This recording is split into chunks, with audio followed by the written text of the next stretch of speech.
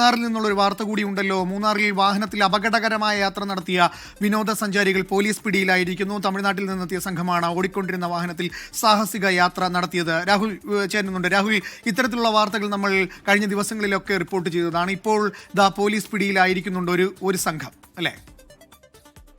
അനൂപ്, അങ്ങനെ തന്നെയാണ്. കഴിഞ്ഞ കുറച്ച് ദിവസങ്ങളായി മൂന്നാർ ഗ്യാപ്പ് റോഡിലൂടെ അപകടകരമായ യാത്ര അത് തുടർക്കഥയായിരുന്നു. കാറിന് മുകളിലും ഇരുവശങ്ങളിലും ഒക്കെ കയറി ഇരുന്നുകൊണ്ടായിരുന്നു ഈ യാത്ര എന്നുള്ളതാണ് ഏറ്റവും പ്രധാനപ്പെട്ട കാര്യം. പലതവണ നമ്മൾ വാർത്ത കൊടുക്കുകയും ചെയ്തു. ഇവിടെ പോലീസിന്റെ മോട്ടോർ വാഹന വകുപ്പിന്റെ പരിശോധന അത്ര കാര്യക്ഷമമായിരുന്നില്ല എന്ന് നാട്ടുകാർ തന്നെ പരാതിപ്പെട്ടതാണ്. ഇന്ന് രാവിലെയും സമാനമായ സംഭവം ഉണ്ടായി. ആ വാർത്ത റിപ്പോർട്ട് ചെയ്തതിന് പിന്നാലെയാണ് മൂന്നാർ ഡിവൈഎസ്പിയുടെ പ്രത്യേക നിർദ്ദേശപ്രകാരം പരിശോധന നടത്തിയത്.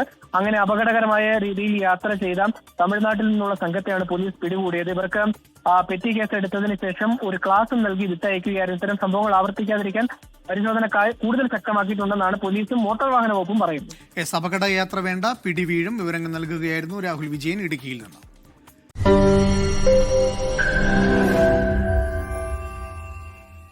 ലോകത്തെവിടെയായാലും ഏത് സമയത്തും 24 വാർത്തകളും ഓഗ്മെന്റഡ് റിയാലിറ്റി പാക്കേജുകളും എക്സ്പ്ലെയിനറുകളും വിശദമായി കാണാൻ ഞങ്ങളുടെ യൂട്യൂബ് ചാനൽ നിങ്ങൾക്ക് സബ്സ്ക്രൈബ് ചെയ്യാം.